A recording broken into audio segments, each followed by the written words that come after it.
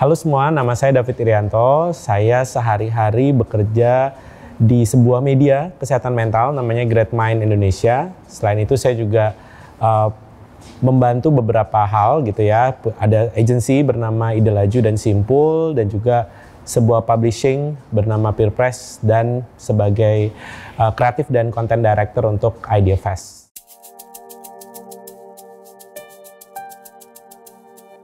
Weekend ini di Bali kebetulan lagi membantu menjadi bagian dari komite sebuah mega festival kebudayaan bernama Indonesia Bertutur 2024. Nah, di Indonesia Bertutur saya bagian dari komite untuk manajer komunikasi dan publikasi.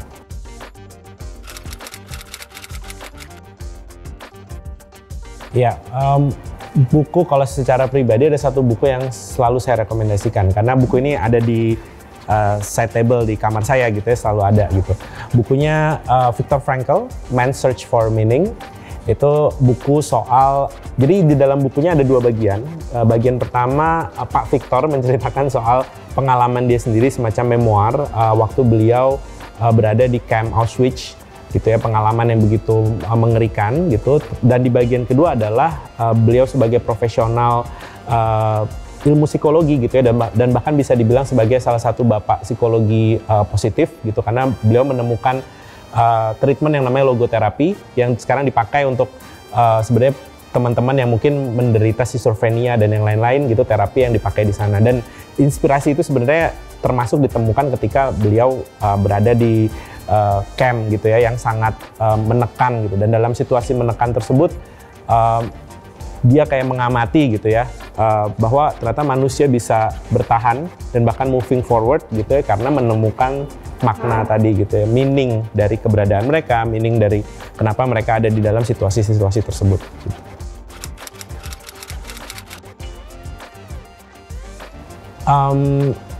Awalnya memang pencarian, kebetulan latar belakang saya graphic design, awalnya studi pertama. Dan di graphic design itu semua soal makna, kan kita belajar semiotika, semantik, dan seterusnya gitu ya. Jadi apa yang dilihat mata bukan semata-mata itu gitu, selalu harus ada makna di baliknya gitu. Dan ketertarikan akan makna membawa saya akhirnya pengen tahu lebih dalam soal manusia, sehingga saya mengambil studi psikologi. Dan di dalam studi psikologi kebetulan ketertarikannya karena latar belakangnya desain, kreativitas gitu ya, tertariknya di area kreativitas. Dan ketika melakukan tesis waktu itu, salah satu poin yang saya suka itu salah satu variabel yang saya angkat tuh soal kebahagiaan dan passion gitu ya. Lalu dari situ makin mendalam bahwa ternyata bahkan seputar passion, seputar tujuan manusia berada di dalam dunia itu sebenarnya adalah pencarian kita akan makna kenapa kita ada di dunia ini gitu. Termasuk kenapa mungkin sekarang banyak orang yang bilang, I'm not passionate about the work that I do, saya tidak passionate terhadap kerjaan yang saya lakukan, lalu saya berpindah ke pekerjaan lain.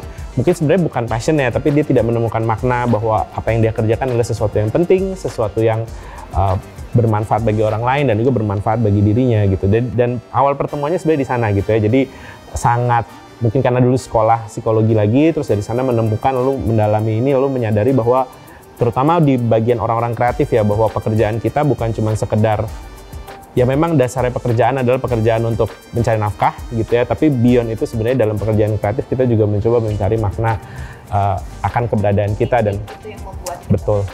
Jadi sebenarnya dia di dalam bukunya penulisnya menyatakan ada 3 cara menemukan makna tadi gitu ya. Yang pertama adalah ketika kita mencintai seseorang atau sesuatu. Jadi lewat rasa cinta itu kita menemukan makna. Yang kedua adalah lewat penderitaan. Jadi terus suffering kita menemukan meaning gitu ya. Dan related dalam pekerjaan, misalnya tadi soal passion gitu ya. Passion sendiri kan sebenarnya kata-katanya artinya to suffer gitu ya. Dan orang-orang yang kreatif biasanya passionate sama pekerjaannya karena walaupun sengsara kita tetap mau bertahan gitu kan. Nah, kenapa kita bertahan? Karena kita menemukan makna dari apa yang kita lakukan. Kalau kita nggak menemukan maknanya, kita might as well ya udahlah, tinggalkan saja pekerjaan ini dan mungkin move on berkarya di bidang yang lain gitu ya, di mana kita menemukan makna. Lalu yang berikutnya adalah dia bilang kita bisa menemukan makna lewat apa yang kita anggap penting gitu ya, yang dalam skala prioritas yang kita jalani.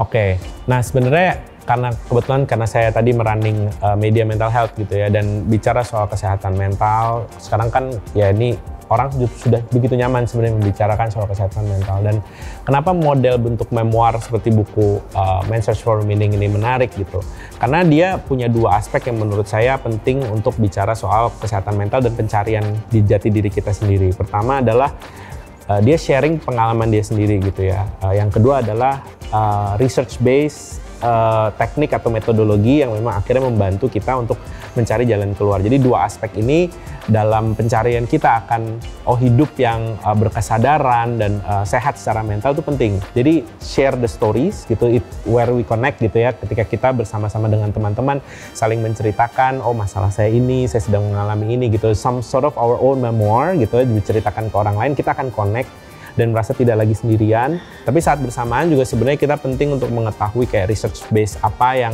bisa membantu saya gitu ya untuk membuat mental hygiene saya lebih baik di masa depan. Dan lebih lanjut lagi kalau kita lihat dengan kemajuan teknologi tentu saja ya membawa begitu banyak opportunity, tapi pada saat bersamaan seringkali kita jadi tidak grounded gitu ya, tidak. Dan makna itu, menemukan makna itu membuat kita lebih grounded untuk apapun yang kita lakukan. Misalnya teman-teman yang berkreasi, dan kita temukan ini juga di teman-teman literatur, teman-teman seniman yang kita lihat juga di Intur gitu ya, bahwa mereka berani berkarya bahkan menembus batas tren, menembus batas apa yang dianggap populer dari masyarakat itu karena mereka bisa berhasil menemukan makna within themselves dan within whatever that they do gitu ya. Karena dengan yaitu kecepatan informasi mungkin mudah bagi kita untuk melihat apa yang trendy, apa yang funky, apa yang ini, lalu mudah sekali terombang-ambing di area sana gitu. Nah, bagi teman-teman mungkin tadi bicara generasi muda, dengan banyaknya hal yang mencari atensi kita dan membawa kita seperti di dalam sebuah kapal yang terombang-ambing di lautan yang kita nggak tahu apa gitu kan. Dengan menemukan meaning ini kita bisa kayak punya anchor gitu ya untuk whatever it is that we do. Kalaupun mungkin di titik ini belum cool enough atau belum successful enough, kalau kita dengan tekun dan yakin dan kita menemukan maknanya walaupun sekarang sengsara, mungkin at one point gitu ya kesengsaraan itu akan pays off. Menurut saya sangat penting untuk punya festival sastra di Indonesia. Bahkan di Intur sendiri, Indonesia Bertutur gitu ya, kita punya program khusus sama yang sastra. Jadi memang membahas soal sastra-sastra literatur gitu ya, karena dalam konteks pinutur gitu atau yang dibicarakan sastra tentu saja punya peran yang sangat penting. Dan lebih dalam lagi tadi mungkin terkait dengan buku yang saya rekomendasikan gitu ya, soal pencarian akan makna gitu.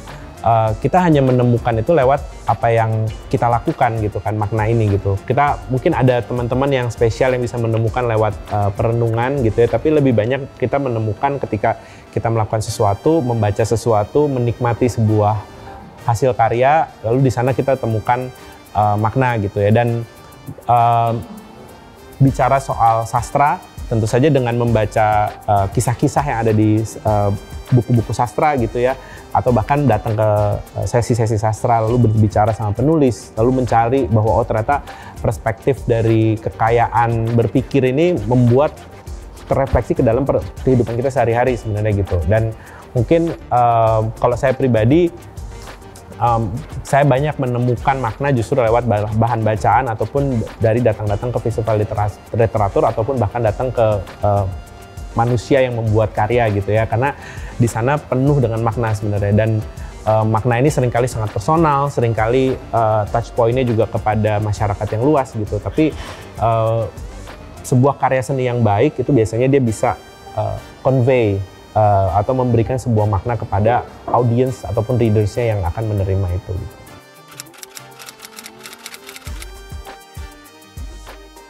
Aku menyadari bahwa kalau memang ada orang-orang yang sangat ambisius, selalu dia kayak punya reading plan dan segala macam. Nah, aku tuh nggak bisa kayak gitu, karena malah jadi stres, akhirnya malah nggak aku lakukan sama sekali. Jadi gimana aku menemukannya adalah dengan take it very chill and slowly. Dalam artian kayak aku taruh bukunya di sebelah kamar, tempat tidur misalnya gitu. Atau ketika lagi pergi aku bawa ya mungkin ada 1-2 jam ya dibaca light. Dan sebenarnya buku-buku seperti Dune kadang justru gini, mau mulainya tuh berat. Kenapa? Karena begitu mulai akan nggak bisa berhenti sampai to a certain point gitu. Sementara aku tahu kalau, dan aku tuh sangat absorb ketika aku berada di dalam sebuah cerita. Dan ini mungkin baik, mungkin juga buruk. Baik dalam artian bahwa aku bisa get away dari pekerjaan, masuk ke sebuah dunia fiksi gitu ya. Tapi 3 jam membaca, terus setiap WhatsAppku udah amburadul isinya. Karena 3 jam nggak dicek.